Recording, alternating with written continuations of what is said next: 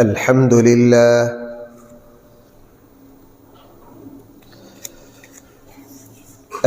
لله نحمده ونستعينه ونستغفره ونؤمن به ونتوكل عليه ونعوذ بالله من شرور أنفسنا ومن سيئات أعمالنا من يهده الله فلا مضل له ومن يضلله فلا هادي له ونشهد أن لا إله إلا الله وحده لا شريك له ونشهد أن سيدنا وسندنا ومولانا محمدًا عبده ورسوله صلى الله تعالى عليه وعلى آله وأصحابه وبارك وسلم تسليما كثيرا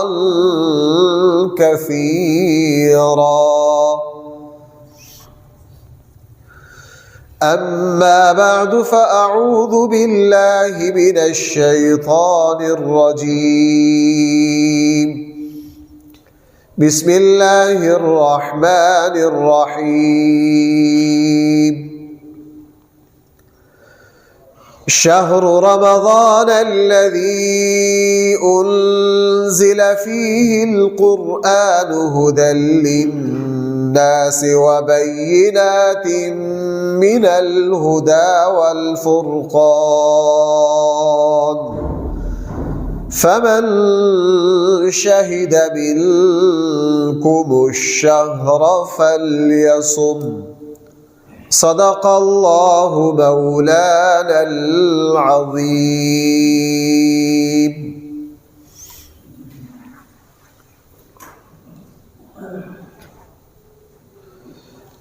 محترم سامعین کرام،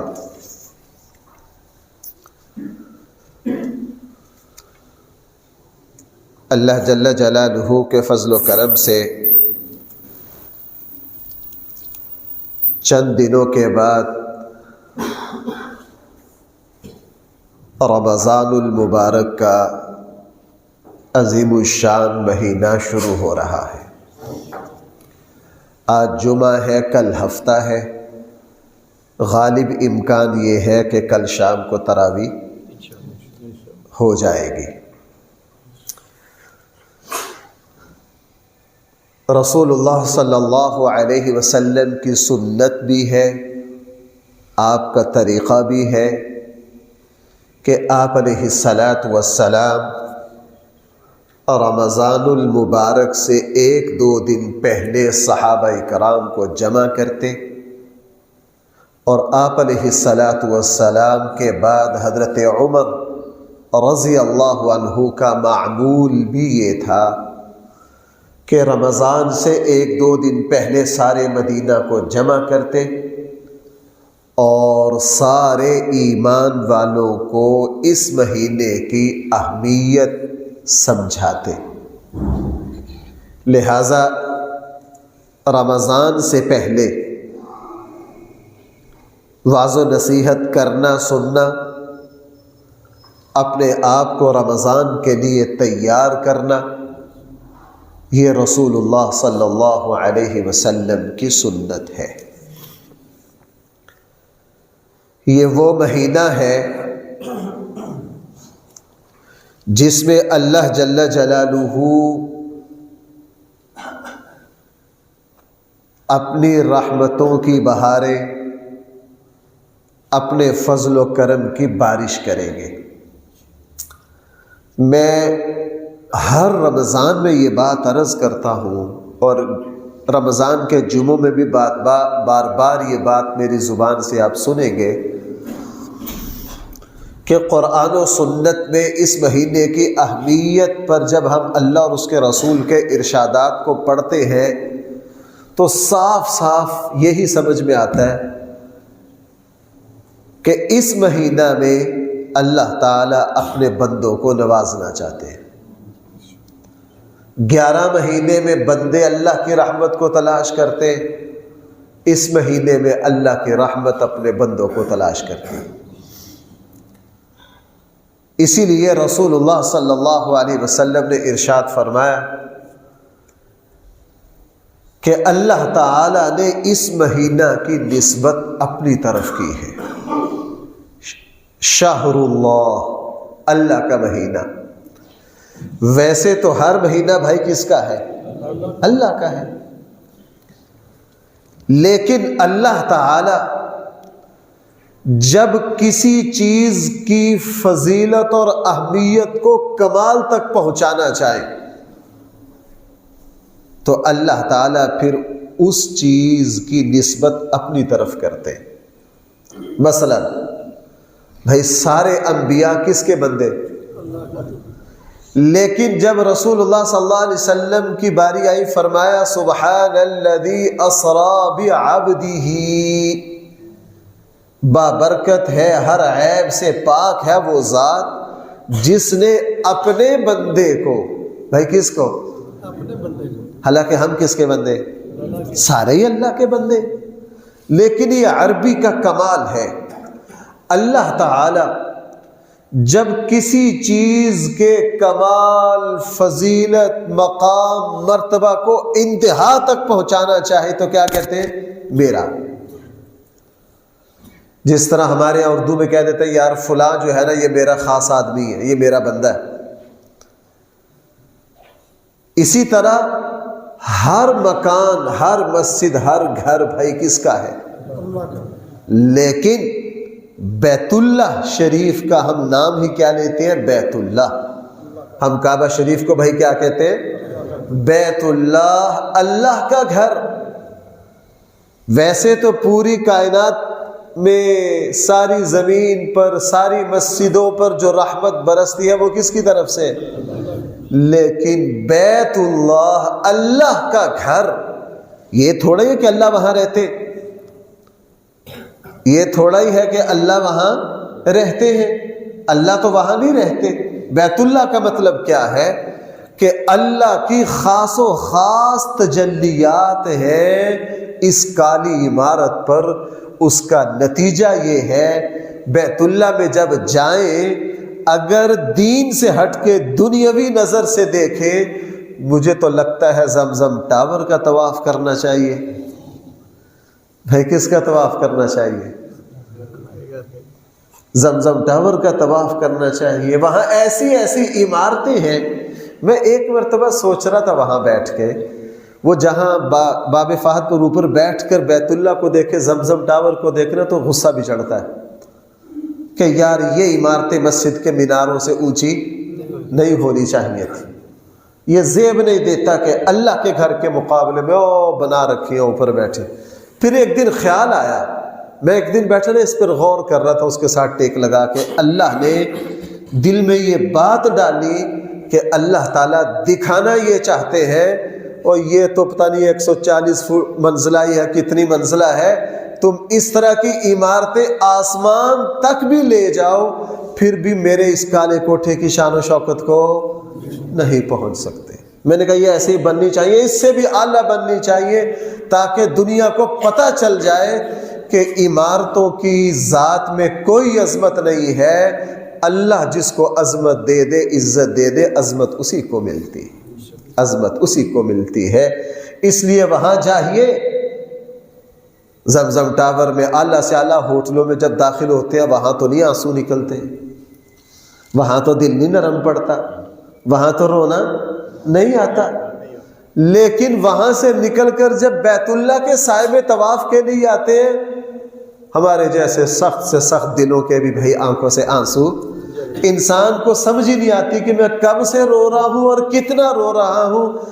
کیوں؟ وہ بیت اللہ ہے، یعنی اللہ کی رحمت کی وہ برسات ہے وہاں جو کسی اور جگہ. اونٹنیاں ساری اللہ کی ہیں، لیکن حضرت صالح علیہ السلام کی اونٹنی کو قرآن کہہ رہا ناقۃ اللہ. کس کی اونٹنی؟ اللہ کی اونٹنی. رسول اللہ صلی اللہ علیہ وسلم کے معراج میں کہہ رہے ہیں اسرا بعبدہ، ہم نے اپنے بندے کو سیر کروائی. نبی بلکہ سارے انسان اللہ کے بندے ہیں، لیکن حضور علیہ السلام کی نسبت اپنی طرف کر کے بتا دیا کہ بندے تو سارے میرے ہیں لیکن اس جیسا کوئی نہیں. گھر تو سارے میرے ہیں لیکن بیت اللہ جیسا کوئی نہیں. اور یہی بات فرما دی کہ 11 کے 11 مہینے میرے ہیں، 30 کے 30 دن میرے ہیں، لیکن شہر اللہ کا مہینہ بھائی کون سا ہے؟ وہ رمضان ہے. اللہ کا مہینہ بھائی وہ کون سا ہے؟ وہ رمضان ہے. اس لیے اللہ تعالی نے نسبت کی ہے رمضان کی اپنی طرف. اور بھائی رمضان جو ہے نا، یہ ایمانی اور روحانی اعتبار سے موسم بہار ہے. روحانی اور ایمانی اعتبار سے بھائی کیا ہے؟ موسم بہار ہے. آپ ذرا ہماری ظاہری موسم بہار کو دیکھیے. ابھی موسم بہار فروری، ظاہرہ فروری کا مہینہ آخر میں آ گیا اور 15 فروری سے موسم بہار شروع ہو جاتا ہے. آپ اس سے پہلے دیکھ لیجئے موسم خزاں آیا، سارا سبزہ پیلے پن کا شکار ہو گیا، زمین بنجر ہو گئی. دیکھنے میں کوئی، اس مرتبہ سردی ذرا کم پڑی، اگر 2-2.5 مہینے سردی کی شدت ہو جائے تو بھائی پھر درختوں پر پتے بھی نہیں بچتے. اور دیکھنے میں یوں لگتا ہے، آپ موسم خزاں میں انگور کی بیل کو دیکھو تو اگر کوئی بندہ دیہاتی نہ ہو، شہری ہو، وہ کہے گا یار اس کو کاٹ دو، یہ تو ختم ہوگی، یہ تو کیا ہو گئی ہے؟ ختم ہو گئی ہے. بعض پودے سردی میں موسم خزاں میں یوں لگتا ہے یہ کیا ہو گیا؟ بیکار ہو گئے. لیکن آپ کو پتا بھائی جیسے ہی موسم بہار آتی ہے ان میں اللہ روح پھونک دیتے ہیں، ان میں تر و تازگی آ جاتی ہے. یہی درخت یوں پھوٹنے لگتے ہیں، یوں خوشبو دینے لگتے ہیں. میں کہہ رہا ہوں موسم بہار کے اثرات یہاں تک پہنچ جاتے ہیں کہ گھروں میں بعض سبزیاں پڑی ہوتی ہیں وہ بھی پھوٹ جاتی ہیں. کیوں بھائی؟ آلو پھوٹ جاتا ہے کہ نہیں؟ پیاز، لہسن، کیا ہوا ہے؟ ہاں، اللہ نے اپنی موسم کو اللہ نے ایک طاقت دی ہے. اللہ تعالیٰ نے رویدگی، انبات کی روح پھونکی ہے. اللہ تعالیٰ نے ہر چیز کو کیا کر دیا ہے؟ زندہ کر دیا ہے. اور بھائیو حقیقت یہی ہے کہ یہ جو رمضان کا مہینہ ہے یہ روحانی اعتبار سے بہار ہے. بنجر سے بنجر دل بھی نرم پڑ جاتے ہیں. جس کا مسجد میں آنے کو جی نہیں چاہتا، رمضان میں اللہ تعالیٰ اس کے رخ کو بھی کدھر موڑ دیتے ہیں؟ مسجد کی طرف موڑ دیتے ہیں.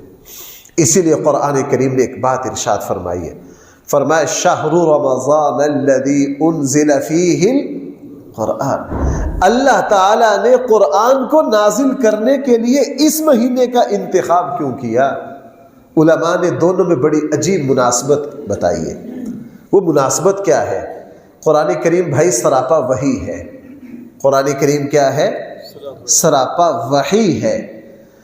وحی جو ہوتی ہے یہ انسانوں کے دلوں کے لیے اس طرح ہے جس طرح زمین کے لیے بارش.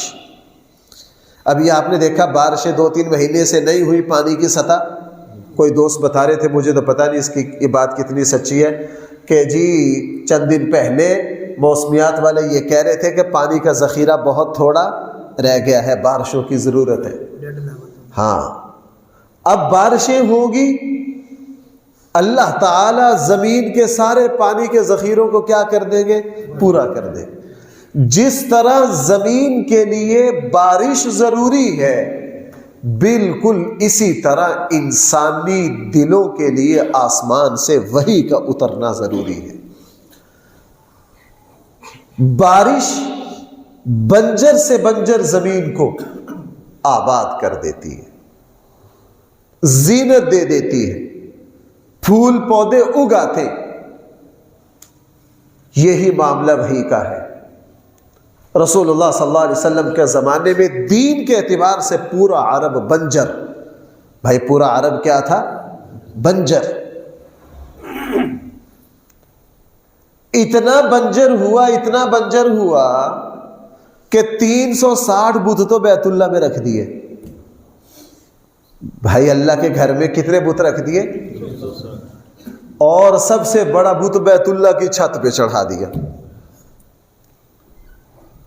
صفا مروہ کی سعی پر بت، جدھر جائیں بت ہی بت۔ اللہ تعالی نے بارش کی طرح وحی بھیجی رسول اللہ صلی اللہ علیہ وسلم پر، اور حضور علیہ السلام پر جیسے ہی وحی آئی، اس وحی نے بھائی پورے عرب کو کیا، پورے عالم کو سرسبز و شاداب کر دیا۔ اس لیے قرآن نے فرمایا شہر رمضان الذی انزل فیہ القرآن، یہ رمضان کا وہ مبارک مہینہ ہے جس میں اللہ تعالیٰ نے کس کو اتارا ہے؟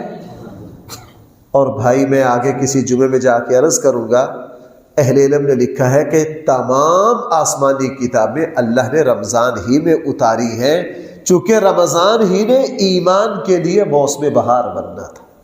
اس لیے بھائی علماء نے یہ لکھا ہے کہ جو مسلمان رمضان میں بھی ٹس سے مس نہ ہو، جو روٹین اس کی چلی آ رہی ہے وہی کچھ ہو، یہ ایمان کے اعتبار سے مر چکا ہے، یہ روحانی اعتبار سے مردار ہے، مرا ہوا۔ یہ روحانی اعتبار سے بھائی کیا ہے؟ مر چکا ہے۔ رمضان آیا اور رمضان میں اس کے دل میں کوئی ہلچل نہیں مچی، کوئی عبادت کا ذوق پیدا نہیں ہوا، کوئی اللہ کی طرف رجوع ہی نہیں، کوئی پرواہ ہی نہیں، سمجھ لیجئے کہ یہ شخص روحانی طور پر مر چکا ہے، یہ ختم ہو چکا ہے۔ اس لیے بھائی رمضان آتا اس لیے ہے تاکہ لوگوں کے دلوں میں دوبارہ ایمانی روح کو پھونکا جائے۔ اسی لیے رسول اللہ صلی اللہ علیہ وسلم نے فرمایا، اللہ کے نبی نے ارشاد فرمایا، جو حضرت سلمان فارسی نے کی جو روایت ہے نا مشہور، کہ رسول اللہ صلی اللہ علیہ وسلم نے شعبان کی آخری تاریخوں میں خطبہ دیا اور ہمیں اس مہینہ کی اہمیت کو بتایا۔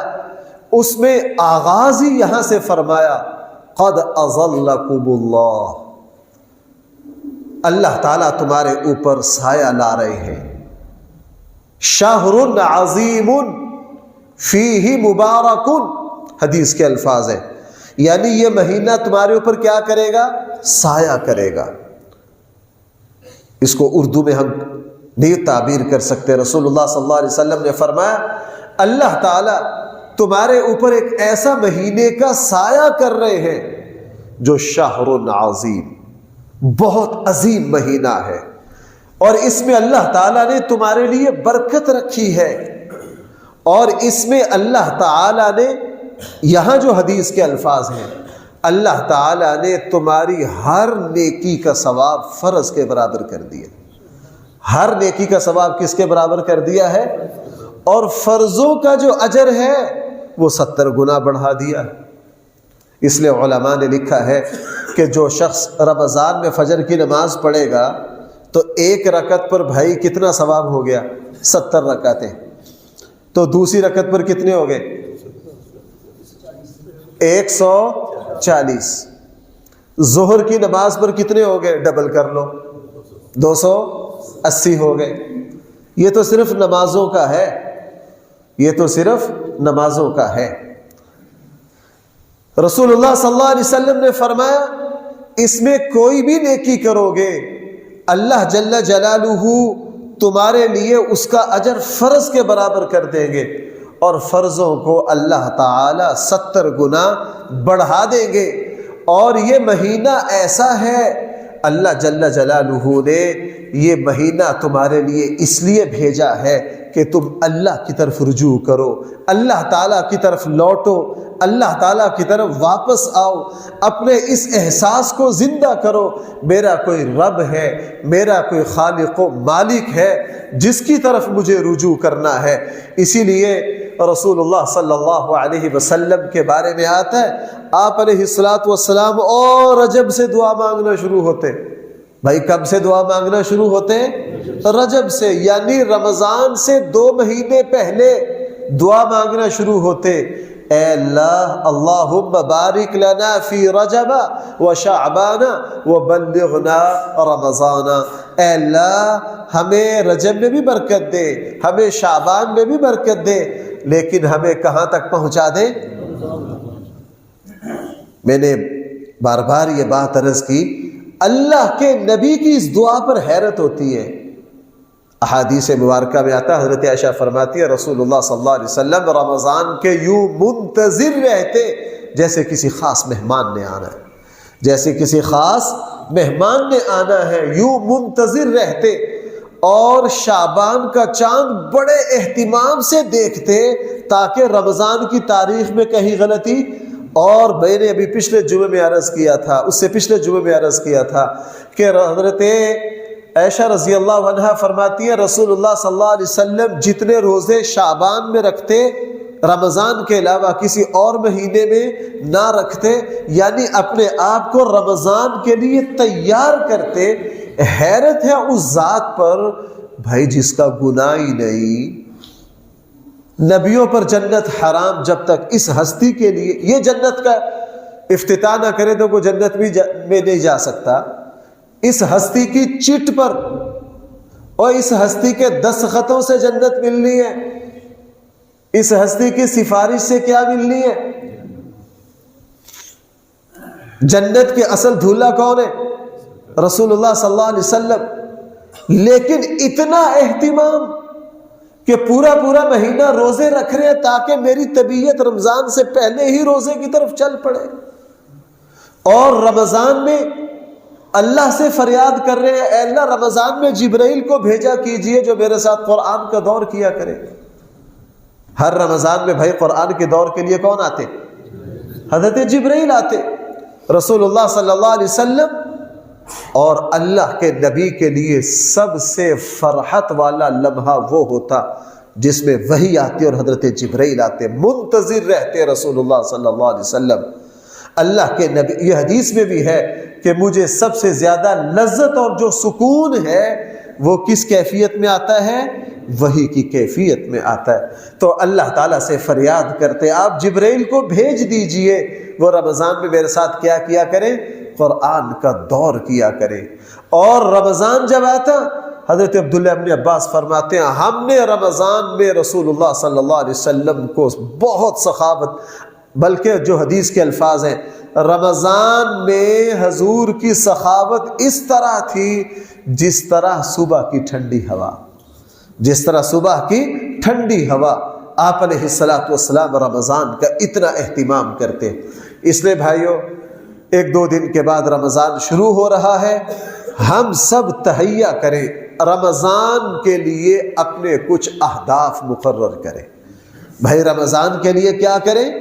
اپنے کچھ اہداف مقرر کریں، اور سب سے پہلے یہ سمجھ لیں کہ رمضان میں خاص کون کون سی عبادات ہیں جو اللہ تعالیٰ نے اس مہینہ میں رکھی۔ ان میں سب سے پہلے روزہ ہے۔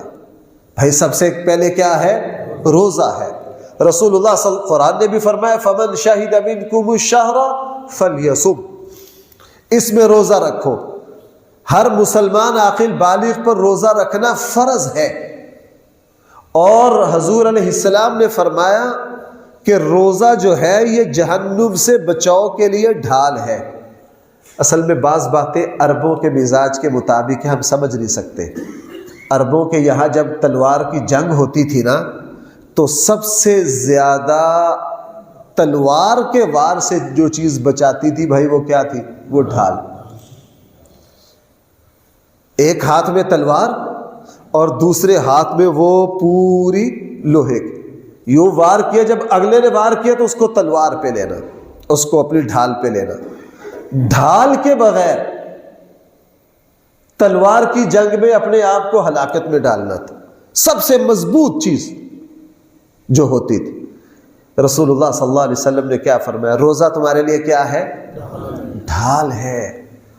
عربوں کے مزاج کو مد نظر ذمہ دار کو کہہ دو نا یار روزہ تمہارے لیے اس طرح ہے جس طرح زمین کے 50 ایکڑ 50 کلے. بھائی ذمہ دار کو فوراً سمجھ آ جائے گی کہ نہیں؟ اللہ کے نبی کسی تاجر کو کہو جناب روزہ جو ہے وہ اس طرح ہے جس طرح فوارہ چوک پر 5 مرلے کی دکان، وہ فوراً جاگ اٹھے گا چونکہ اس کو پتہ یہ کیا ہے. رسول اللہ صلی اللہ علیہ وسلم نے سمجھایا کہ روزہ جو ہے وہ جہنم سے بچاؤ کی ڈھال ہے. یعنی جہنم سے بچاؤ کے لیے بہت ساری چیزیں ہیں، جس طرح جنگ میں بچاؤ کے لیے بہت ساری چیزیں ہیں، لیکن سب سے زیادہ اہمیت جو ہے وہ کس کو ہے؟ اس لیے بھائی روزہ ہر مسلمان پر فرض ہے. اللہ ہماری حفاظت فرمائے. آج لوگ چھوٹے چھوٹے بہانوں کی وجہ سے روزہ چھوڑ دیتے ہیں. جی میں مزدور آدمی ہوں، میں کام کرتا ہوں، میں فلاں. وہ یہ سمجھتے ہیں کہ روزہ رکھا جائے گا جسمانی طاقت سے، حالانکہ روزے کا تعلق جسمانی طاقت سے نہیں ہے. بھائی روزہ رکھا جاتا ہے کس سے؟ روحانی. یہ تو ایمانی طاقت ہے. یہ تو کیا ہے؟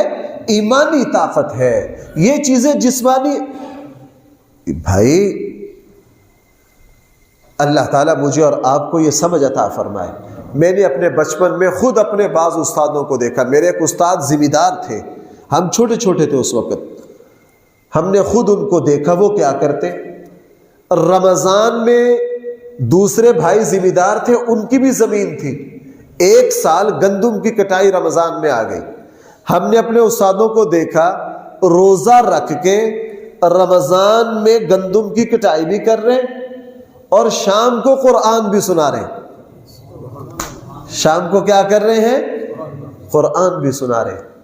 آپ دیکھو عام دنوں میں اب میرے جیسا بندہ جس کو پیاس لگتی ہے، مجھے کوئی کہے یار آپ جمعے کی تقریر کریں، پانی نہ پیئے، مجھے پیاس لگتی ہے. میرا جہاں بھی بیان ہوتا ہے جو مجھے جانتے ہوتے ہیں وہ پہلے پانی رکھ دیتے ہیں، ان کو پتہ ہے اس کو بیان میں پانی کی ضرورت ہے.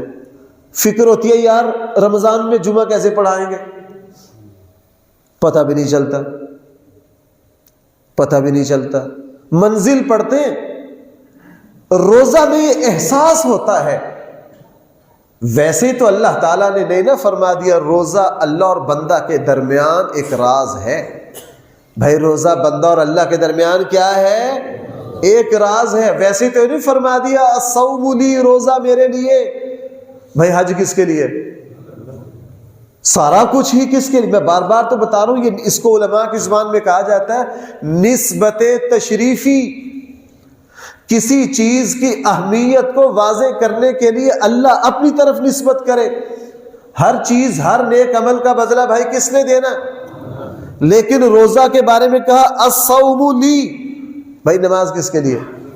زکوٰۃ کس کے لیے؟ لیکن روزہ کے بارے میں فرمایا کہ روزہ میرے لیے ہے اور اس کا بدلہ میں ہی ہوں.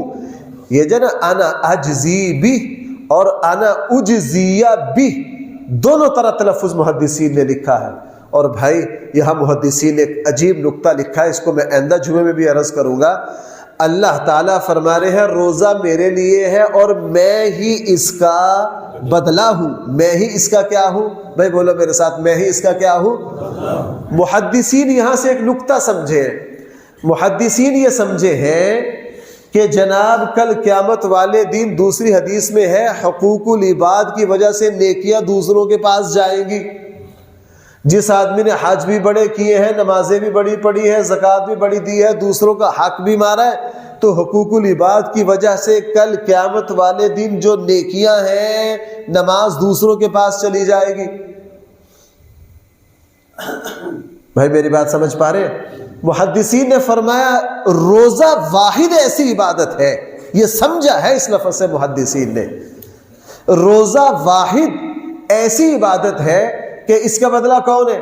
اس کا بدلہ اللہ ہے اور اللہ تعالیٰ کو کسی بدلے میں دیا نہیں جا سکتا۔ محدثین سمجھے کہ حضور کے اس ارشاد سے یہ سمجھ میں آ رہا ہے کہ اللہ نہ کرے اگر کسی کی نیکیاں کل قیامت والے دن دوسروں کے کھاتے میں چلی بھی گئیں، اور روزہ واحد ایسی نیکی ہے یہ دوسروں کے کھاتے میں نہیں جائے گا، دوسروں کے کھاتے میں نہیں جائے گا۔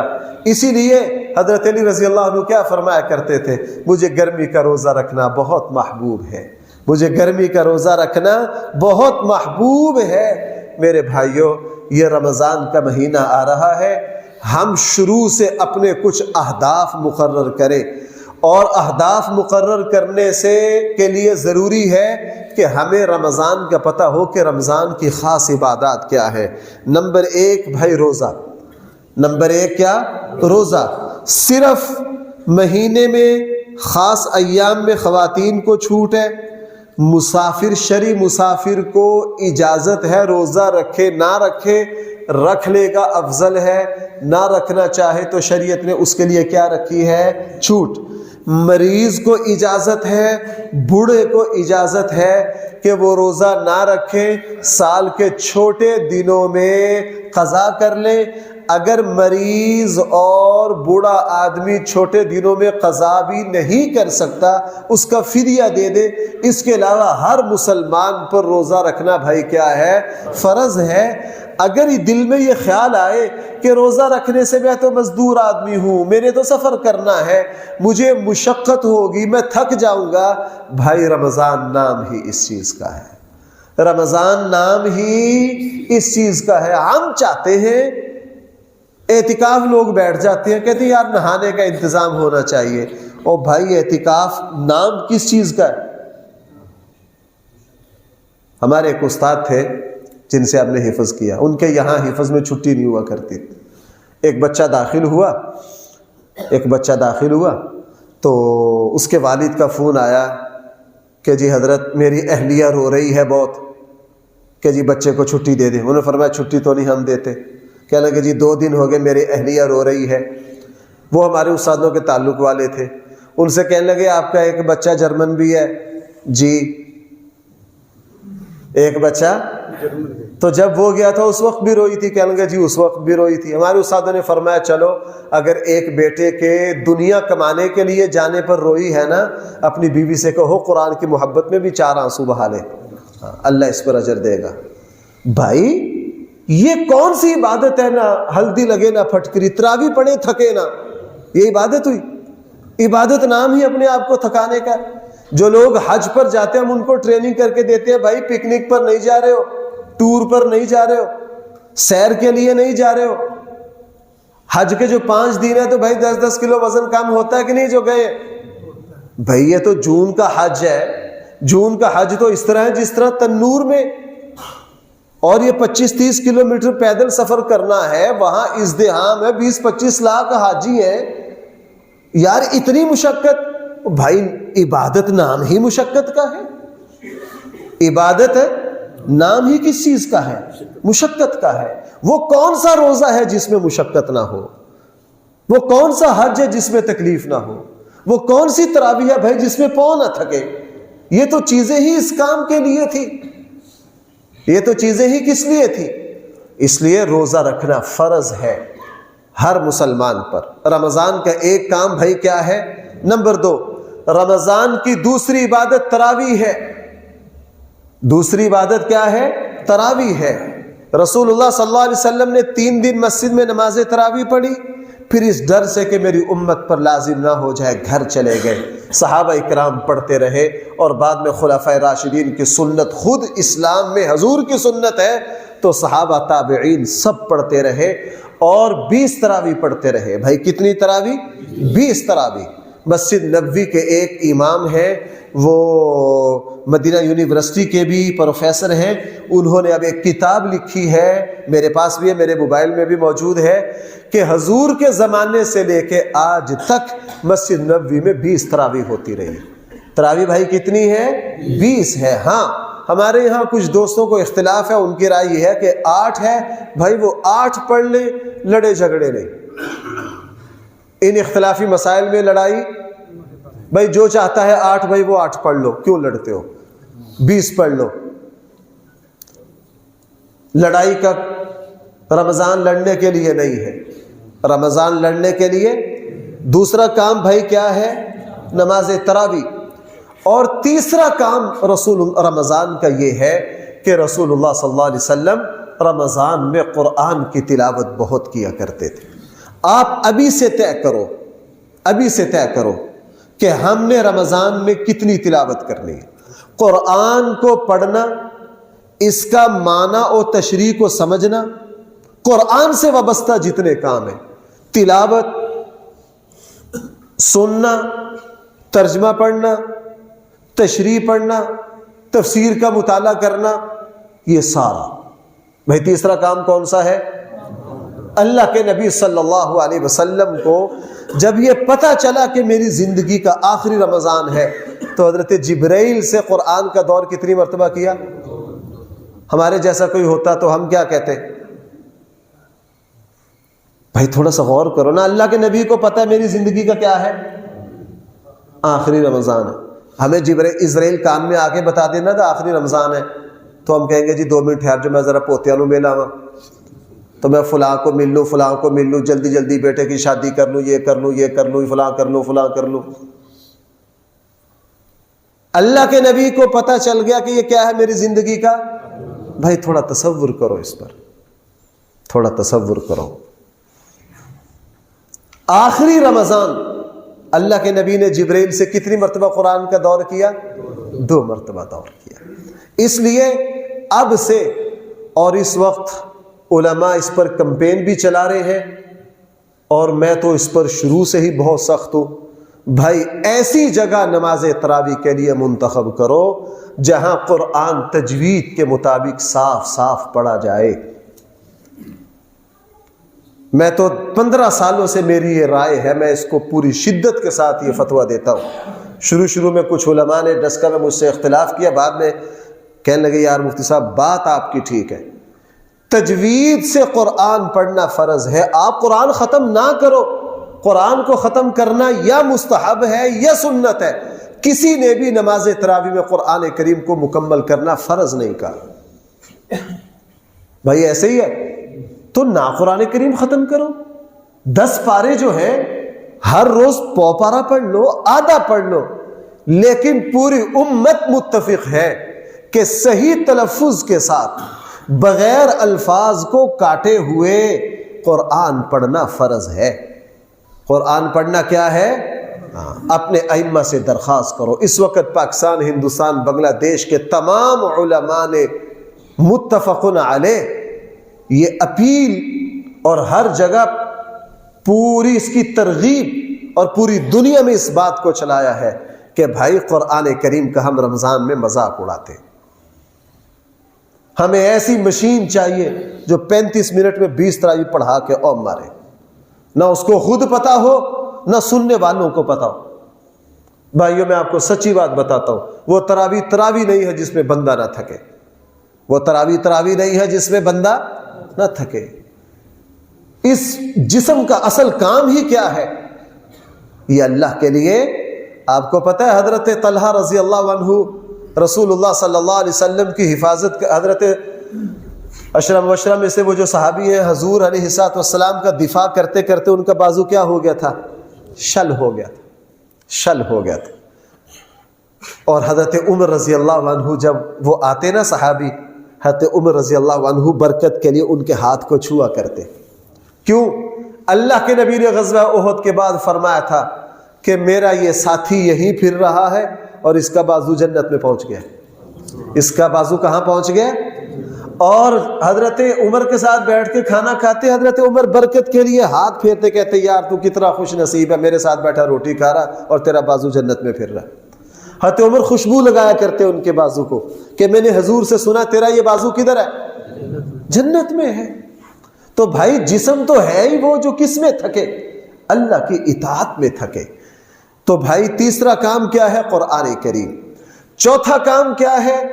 رسول اللہ صلی اللہ علیہ وسلم نے فرمایا یہ جو مہینہ ہے یہ غمخواری کا مہینہ ہے، دوسروں کے ساتھ مہربانی کرنے کا مہینہ ہے. دیکھو ہم نے تو بھائی اس کو زکوٰۃ کا مہینہ مشہور کر لیا نا.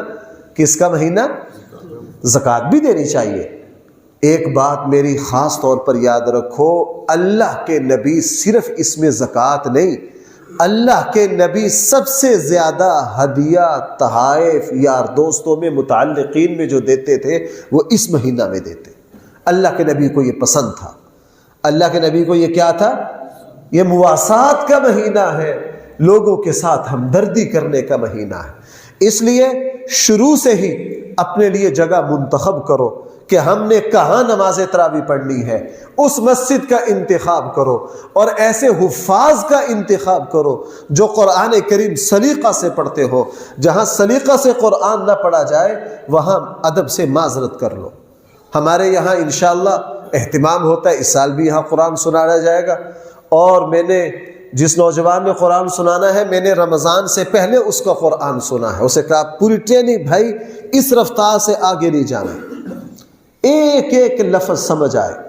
جو احباب یہاں آ سکتے ہیں نماز تراویح میں آؤ، اطمینان سے نماز تراویح پڑھی جائے، اطمینان سے کیا کیا جائے؟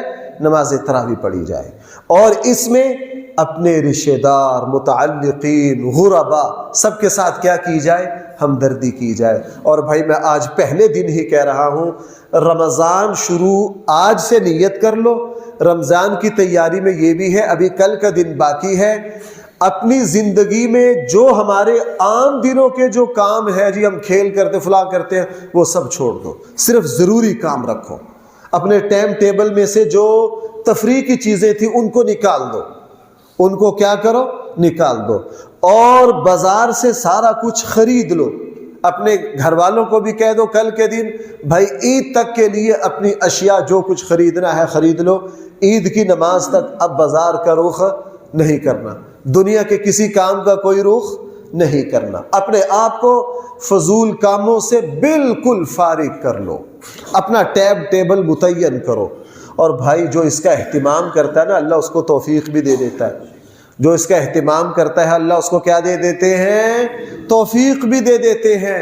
آپ اس کا اہتمام کیجئے، اپنا کچھ ہدف مقرر کیجئے۔ ہمارے اسلاف جو تھے ہم جب جس وقت ہمارا شروع کا دور تھا اس وقت قرآن اچھا پڑھ یعنی ہمت تھی، ہمارے استاد کہا کرتے تھے بھائی اپنا ہدف مقرر کرو، ہر روز کتنے پارے پڑھو گے؟ کتنے پارے پڑھو گے؟ ہر روز 10 پارے، ہر روز 15 پارے۔ اور یہ قرآن کا معجزہ بھائیو تجربہ کر کے دیکھ لو، تجربہ کر کے دیکھ لو۔ قرآن بڑا غیور ہے، شروع میں لفٹ نہیں کرواتا، نظر نہیں ملاتا۔ آپ جب اس کی بار بار تلاوت کرو گے، اگر ایک قرآن کریم 10 دن میں ختم ہوا ہے نا، تجربہ کر کے دیکھ لو اگلا 8 میں ہو جائے گا، اس سے اگلا کتنے میں ہو جائے گا؟ جن لوگوں نے مسلسل اس کی مشق رکھی، آج لوگ مذاق اڑاتے اور 24 گھنٹوں میں قرآن، میں نے آنکھوں سے 1 نہیں 2 نہیں 10 ایسے لوگ دیکھے ہیں جو 24 گھنٹے میں آرام سے قرآن پڑھ لیتے۔ 24 گھنٹے میں کیا کر لیتے تھے؟ میری والدہ 80-82 سال کی عمر میں 24 گھنٹے میں 20 پارے ایک قرآن آرام سے پڑھ لیتے تھے، چونکہ مسلسل تلاوت کرو، مسلسل کیا کرو؟ تلاوت کرو، اپنا کچھ ہدف مقرر کرو۔ اور بھائی آپ شہر کے پڑھے لکھے لوگ ہو، آپ قرآن کے ترجمے کی بھی نیت کرو کہ ہم قرآن کا ترجمے کا بھی مطالعہ کریں گے۔ ہر روز 3 آیتوں کا ترجمہ، 5 آیتوں کا ترجمہ اپنے لیے منتخب کر لو، کوئی نہ کوئی تفسیر مطالعے میں رکھ لو، کوئی نہ کوئی تفسیر کیا کر لو؟ مطالعے میں رکھ لو کہ جی میں فلاں تفسیر کا مطالعہ کروں گا، میں رمضان میں فضول سفر نہیں کروں گا، مجبوری کا جو سفر ہے وہ کروں گا، میں تراویح یوں پڑھوں گا، اور تہجد کا نفلی جو روزے ہیں، نفلی جو نمازیں ہیں ان کا اہتمام کر لیجئے، کسی عالم سے جا کے سمجھ لیجئے بھائی 5 نمازیں ہیں، ان کے آگے پیچھے سنتیں ہیں، رمضان میں سنت موقدہ ہم پڑھتے بھی ہیں لیکن رمضان میں ہم سنت غیر موقدہ بھی پڑھیں گے، چونکہ خصوصی پیکج، خصوصی آفر چل رہی ہے۔ ہمارے نوجوانوں کو پتہ ہوتا ہے ایک پیزے کے ساتھ دوسرا کہاں مفت ملتا ہے، اور ادھر اللہ تعالیٰ نے آفر لگا رکھی ہے کہ 2 نفلوں پر ثواب کتنا؟ فرضوں کے برابر، اور فرضوں کا ریٹ کدھر چلا گیا؟ ہر نیکی کا اجر بڑھا دیا گیا۔ اشراق کی نماز ہے، رسول اللہ صلی اللہ علیہ وسلم نے زیادہ تر 2 پڑھے، سورج نکلنے پر 2 رکعت پڑھ لیجئے، زوال سے پہلے چاشت کی نماز ہے، 2 بھی ہے 4 بھی ہے، جتنی زیادہ پڑھنا چاہیں، علماء نے فرمایا یہ بالکل جائز ہے، مغرب کے بعد رسول اللہ صلی اللہ علیہ وسلم 6 نفل پڑھا کرتے تھے، ان کے پڑھنے کا اہتمام کریں۔ تہجد میں رسول اللہ صلی اللہ علیہ وسلم نے 2 رکعتوں سے لے کے 16 تک پڑھی ہے۔ کتنے؟ اور اللہ معاف فرمائے، میں ممبر پہ بیٹھ کر اختلافی باتیں نہیں کرتا، میں اس سے آپ لوگوں کو بچاتا ہوں۔ ہمارے ایسے دوست بھی ہیں جو رمضان میں شور مچا دیتے ہیں، اور بھائی تراویح اور تہجد ایک ہی عبادت ہے، اللہ کے نبی رمضان اور غیر رمضان میں ایک ہی پڑھا کرتے۔ یار دماغ خراب ہو گیا تمہارا، وہ نبی رمضان اور غیر رمضان میں ایک ہی طرح کی عبادت کرتا، جب اللہ کے نبی کی تمام عبادات رمضان میں بڑھ گئی ہیں۔ بھائی تہجد تو وہ ہے جو پیچھے سے چلی آ رہی ہے، یا ایھا المزمل، آگے کیا؟ اس سے کیا مراد ہے؟ تہجد تو اس وقت بھی تھی جب فرض نمازیں نہیں تھی، تہجد سے پیچھے سے چلی آ رہی ہے، تمام نبیوں نے تہجد پڑھی ہے۔ اور تراویح جو ہے وہ خود اس امت کی خصوصیت ہے، پہلی امتوں کو اللہ نے تراویح، بھائی سمجھ پا رہے ہو میری بات؟ رمضان مدینہ میں جا کے رمضان کے روزے آئے ہیں، اور اللہ کے نبی نے فرمایا صحیح حدیث ہے، وہ کیا ہے؟ من قام رمضان ایمانا واحتسابا غفر له ما تقدم قیام رب۔